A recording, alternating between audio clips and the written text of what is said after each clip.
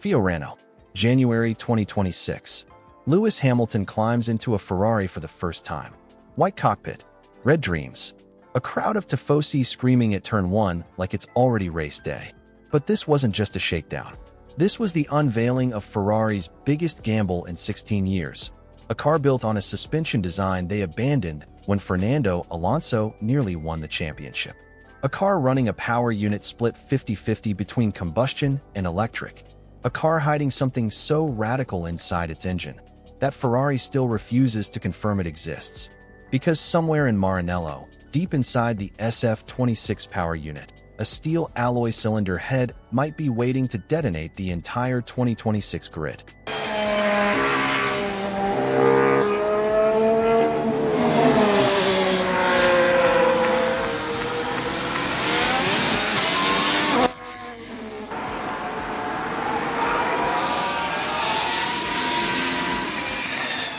Or it might not exist at all. And that uncertainty? That's exactly what Ferrari wants. So here's the question nobody's asking. What happens when the biggest regulation change in 25 years meets the most secretive engine development in Formula One history? The 2026 regulations didn't just change Formula One. They erased it. No more MGU-H.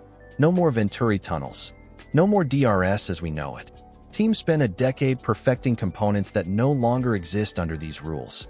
Everyone starts from zero. Everyone's guessing. And Ferrari? They didn't just adapt. They went backwards. The SF-26 runs push rod suspension front and rear, a configuration Ferrari hasn't touched since 2010. That's the F10, the car Alonso drove to within 4 points of a championship.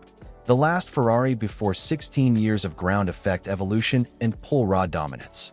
Why bring it back now? Because the tunnels are gone. Pull rod worked brilliantly when Venturi tunnels generated downforce underneath the car. But those tunnels don't exist anymore. So Ferrari ripped apart their entire suspension philosophy, redesigned the gearbox from scratch, relocated suspension kinematics to the upper transmission, and freed up the lower section for diffuser optimization. But here's the catch. They bet their entire season on a suspension system they haven't run in over a decade. And that was just the start. Ferrari didn't stop at suspension. They looked at what worked and took it. McLaren pioneered a steering solution on the MCL-38 in 2024, moving track rod arms behind the lower wishbone to clean up airflow into the floor. Mercedes copied it. Now Ferrari runs it too. And you know what that tells us? Ferrari's not trying to invent everything themselves anymore. They're synthesizing winning concepts from across the grid into one unified vision.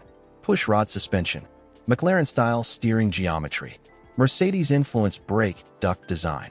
Nobody on the grid is running this exact combination. But synthesizing ideas isn't the real story. Because while everyone's looking at suspension and aerodynamics, Ferrari's been hiding something in the engine. Here's what we know for certain. The 2026 power unit produces 400 kilowatts from the internal combustion engine, 350 kilowatts from the MGU-H. That's nearly 50-50, something Formula One has never seen before. Triple the electric output of current cars. No MGU-H harvesting energy from exhaust gases anymore. Everyone's starting from scratch on energy management. But multiple paddock sources are reporting something unprecedented. A steel alloy cylinder head, incorporating copper and ceramic composites. Something Formula One has never seen in the modern era. If it's real, and that's a massive if, it changes everything. Steel withstands combustion pressures and temperatures that aluminum simply cannot handle. That means Ferrari could extract more performance from the combustion side of the power equation than anyone else on the grid. Austrian engine specialist AVL reportedly assisted with durability. The concept was allegedly pioneered by Wolf Zimmermann, Ferrari's former head of ICE development before he left for Audi. Italian motorsport media treats it as fact. Paddock insiders speak about it openly. But Ferrari? Complete silence. And here's why that silence matters. The 2026 regulations increased minimum power unit weight from 120 kilograms to 150 kilograms. That 30-kilogram allowance drastically reduces any weight penalty from heavier steel construction. If Ferrari believes they found a genuine advantage, confirming it publicly only helps rivals understand what direction to pursue. So they're staying quiet. Which means one of two things is true. Either Ferrari has a fundamental engine advantage that competitors cannot easily replicate, or they've built their entire championship campaign around a flawed concept that doesn't work. Let's talk about what this means. If the steel cylinder head delivers, Ferrari holds an engine advantage in an era where the internal combustion engine still produces 400 kilowatts, more than half the car's total power. Mercedes, Red Bull, and every other team would be playing catch-up on a concept they didn't even know existed until testing reveals the truth. But if it doesn't work? Ferrari started the SF-26 development roughly 5 to 7 kilograms above the minimum weight limit. Some competitors are reportedly 15 kilograms over. Every kilogram costs 0.3 of a second per lap. Multiply that across race distance, and you're hemorrhaging time at every Grand Prix.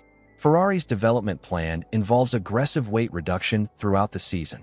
The pushrod suspension, revised gearbox, and new battery configuration all contribute to packaging that will eventually hit target weight. But nobody reaches minimum weight at Melbourne when the season opens in March. And here's the real consequence Ferrari isn't talking about.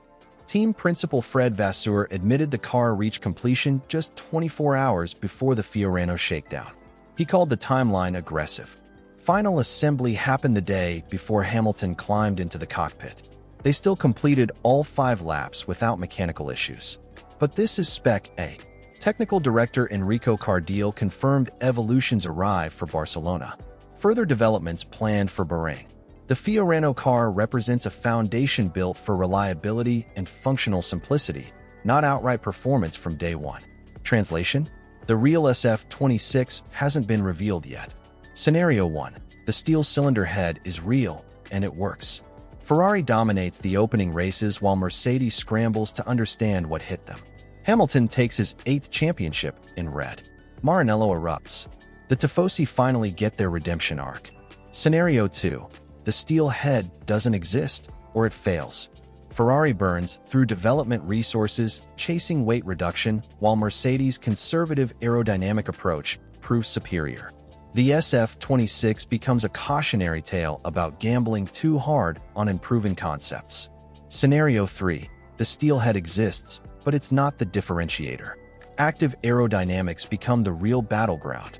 Drivers who master the 3-mode system, corner, straight, partial, extract tenths of a second every lap. And Lewis Hamilton, with 18 years of experience and unprecedented adaptability, becomes the weapon Ferrari needed all along. So here's what we still don't know.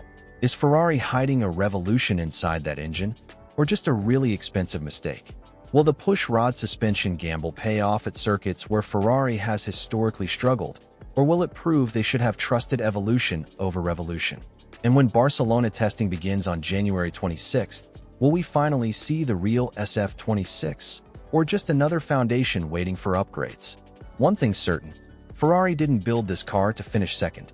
They buoy LT it to win, or to fail spectacularly trying.